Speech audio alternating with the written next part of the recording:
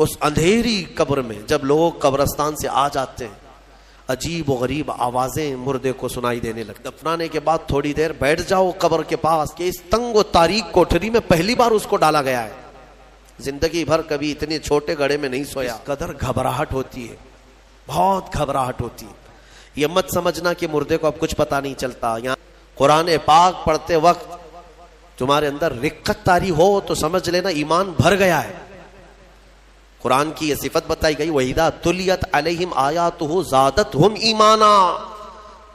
یہ کون لوگ ہیں جو اللہ تبارک و تعالیٰ کے پرہیزگار بندے کون ہوتے ہیں؟ ان کے بارے میں اللہ فرما رہا ہے کہ جب ان کے پاس قرآن کی آیتیں تلاوت کی جاتی ہیں تو ان کا ایمان بڑھ جاتا ہے. وَجِلَتْ قُلُوبُهُمْ، ان کا دل ہلنے لگتا ہے شوق سے اللہ کی بارگاہ میں. حضرت امام اعظم ابو حنیفہ رحمۃ اللہ تعالی علیہ مغرب کی نماز کے لیے حاضر ہوئے.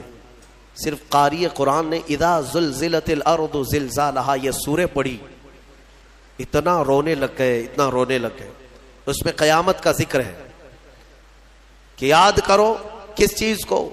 جب زمین ہلا دی جائے گی. وَأَخْرَجَتِ الْأَرْضُ أَثْقَالَهَا، اور زمین کے اندر کی ساری بوجھل چیزیں نکال دی جائیں گی باہر، زمین سب اگل دے گی. اور سورہ قاریعہ میں اللہ نے فرمایا یوم یکون الناس کالفراش، لوگ اس دن پتنگوں کی طرح ہوں گے، اڑ رہے ہوں گے. وتکون الجبال کالعہن، اور پہاڑ روئی کے پھاہے ہوتے، روئی کے اس طرح پہاڑ جو ہے ہواؤں میں اڑ رہے ہوں گے. پورے بڑے بڑے پہاڑ روئی کے پھاہے کی طرح اڑ رہے ہوں گے. اللہ نے قرآن پاک میں جو قیامت کے تذکرے فرمائے. امام اعظم ابو حنیفہ صرف سورہ زلزال پڑھتے رہ گئے. عشاء کا وقت آیا، عشاء پڑھی، پھر کھڑے ہو گئے، صرف یہی اذا زلزلت الارض زلزالہا اسی میں رہ گئے. اتنا روتے تھے، اتنا روتے کہ ان کی داڑھی سے آنسوؤں کا پانی ٹپ ٹپ ٹپ گرنے لگا مسجد کے اندر. آپ کی عمر اس وقت قریب 70 سال کی ہے، قریب 70 سال کی. میں بتاتا ہوں جس امام اعظم نے 4000 ختم قرآن کیے ہیں، 5 لاکھ حدیثیں انہیں یاد ہیں، 1000 سے زیادہ بڑے بڑے محدث شاگرد پیدا کیے اور لاکھوں مسائل کا حل بیان کر دیا. امت پر اتنا بڑا احسان ہے. وہ امام اعظم ایک سورہ پڑھ کر کے رات کے وقت کیا کہہ رہے ہیں جانتے ہیں؟ ان کے ایک شاگرد ہیں مسعر، وہ کہتے ہیں میں رات کے وقت جا کر دیکھا میرے استاد ابھی تک کھڑے، مغرب میں جو گئے تھے ابھی تک کھڑے.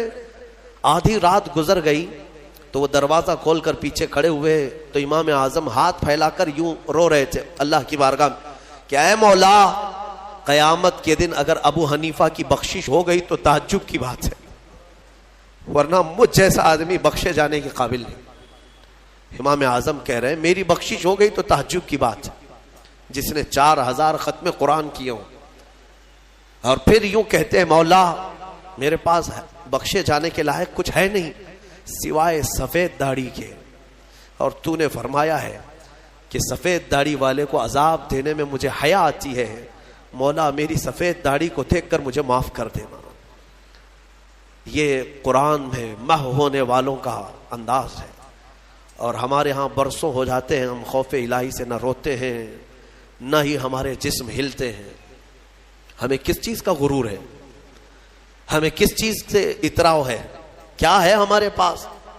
دنیا کے جو سب سے اچھے لوگ تھے وہ صحابہ تھے. ایک بار وہ زور سے ہنس رہے تھے تو میرے آقا نے صرف ان کو اتنی بات پر پوچھا کیا تم سبوں نے قیامت کی تیاری کر لی؟ تو اتنی زور سے ہنستے کس بات پر ہو؟ صحابہ ہنسنا بند کر دی. اور ہمارے حال یہ ہے نہ وضو ڈھنگ کا ہے، نہ قرات ڈھنگ کی ہے، نہ نمازیں ہو پائی ہیں، کچھ نہ ہو کر کے بھی ہمارا سینہ چوڑا کر کے ہم زمین پر گھوم رہے ہیں. اللہ کے خوف سے لرز جاؤ. اور قرآن عظیم کی تلاوت جو بندہ کرتا ہے کثرت سے، اللہ تعالیٰ کا وہ ایسا محبوب ہوتا ہے، ایسا محبوب کہ آپ دیکھنا موت کے وقت بھی اس کے چہرے پر نور طاری ہو جاتا ہے. ہاں اس کے لبوں پر مسکراہٹ ہوگی. قرآن کثرت سے پڑھنے والے کی روح آسانی سے نکالی جاتی. امام احمد بن حنبل بڑے امام ہیں، فرماتے ہیں نزا کیا وقت تھا ان کے، اور اس وقت سے کوئی باہر آتا نہیں، لیکن اللہ تبارک و تعالیٰ جسے چاہے موت کے منہ سے نکالے. ان کے ساتھ ایسا ہوا کہ قریب موت کا وقت آ گیا. اور سانس جو ہے پھڑکنے لگ گئی، ہلکی ہلکی ہو گئی، لگتا کہ اب روح نکلے گی، تب روح نکلے گی۔ اسی اسنا میں وہ کہتے ہیں کہ شیطان قریب آ گیا، شدت کی پیاس لگی تھی، اور شیطان، کس کی بات کر رہا ہوں؟ امام احمد بن حنبل کی، شدت کی پیاس لگی تھی اور وہ پانی لے کر قریب آیا اور بار بار مجھے اپنی طرف بلاتا تھا، کیونکہ پانی کے لیے آدمی کہیں پر بھی چلا جائے۔ وہ کہتے ہیں کہ مجھے اندازہ تھا کہ یہ ابلیس ہے، مجھے بہکا رہا ہے، لیکن پانی کی خواہش بھی ہے۔ اور اس کے بعد وہ آپ سے بحث کرنے لگا کچھ معاملات پر، موت کے قریب، جبکہ بولنے کی طاقت بھی نہیں۔ تو اچانک ایک خوبصورت نوجوان آیا، اس نے گھونسے مار مار کر کے شیطان کو بھگا دیا۔ شیطان بھاگ گیا، ڈر کر کے بھاگا۔ امام احمد بن حنبل کہتے ہیں مجھے سکون ہوا، کم سے کم اس کی شرارتوں سے بچ گیا۔ وہ نوجوان اتنا حسین تھا، بہت خوبصورت تھا۔ میں نے اس سے پوچھا کہ میں نے تجھے زندگی میں کبھی دیکھا نہیں، تو کون ہے؟ وہ نوجوان کہتا ہے احمد بن حنبل، میں سورہ یاسین ہوں، جس کو تم روزانہ تلاوت کرتے تھے۔ اللہ نے مجھے آج یہ شکل دی اور اس ابلیس کو میں نے مار کر بھگایا کہ تمہاری نزع میں وہ تمہیں گمراہ نہ کر سکے۔ بہرحال یہ کیفیت ان کی ختم ہوئی، آپ نے یہ بیان کیا، پھر بعد میں دوبارہ آپ شاید نزع کے عالم میں گئے اور انتقال ہوا۔ لیکن میرے عزیزو، اندازہ کرو، اتنے بڑے امام جن کا حال یہ ہے کہ لاکھوں حدیثوں کے وہ حافظ ہیں، ان کے ساتھ ابلیس اخیر وقت میں ایسے شدت سے گمراہ کرنے کی کوشش کرتا ہے، تو ہمارا اور تمہارا کیا حال ہوگا؟ اگر کوئی چیز اس وقت بچائے گی تو یہ اللہ کا کلام۔ یہاں تک کہ جب قبر میں دفن کر کے لوگ چلے جاتے ہیں تو قبر کے حالات بہت سخت ہیں۔ قبر بڑی چھوٹی ہے، ہم خود ہی کھودتے ہیں، جانتے ہیں کتنی قبر ہوتی ہے۔ اپنے مردوں کو آپ دفنا کر کے آتے ہیں، اتنی ہوتی ہے کہ کروٹ بھی نہیں لے پاتا مردہ، اور وہ بھی اس کو اتنا ٹائٹ کر کے نیچے پتھر یا اینٹ، یہ ڈھیلے سب رکھ کر کے قبلے کی طرف کر کے اس کو بند کر کے آ جاتے ہیں۔ پتہ ہے کس قدر گھبراہٹ ہوتی ہے، بہت گھبراہٹ ہوتی ہے۔ یہ مت سمجھنا کہ مردے کو اب کچھ پتہ نہیں چلتا، یہاں تک کہ حدیث میں ہے تمہارے چلنے کے چپلوں کی آواز تک وہ مردہ سنتا ہے۔ بولنے کی آواز تو چھوڑے، چلنے کی آواز بھی وہ قبر میں سنتا ہے۔ ہر چیز، زندوں کے کانوں سے زیادہ کان اس کے تیز سنائی دیتا ہے اس کو۔ اور جب لوگ چھوڑ کر کے جا رہے ہوتے ہیں، وہ اس قدر گھبراہٹ کا شکار ہوتا ہے کہ اس تنگ و تاریک کوٹھری میں پہلی بار اس کو ڈالا گیا ہے۔ زندگی بھر کبھی اتنے چھوٹے گڑھے میں نہیں سویا۔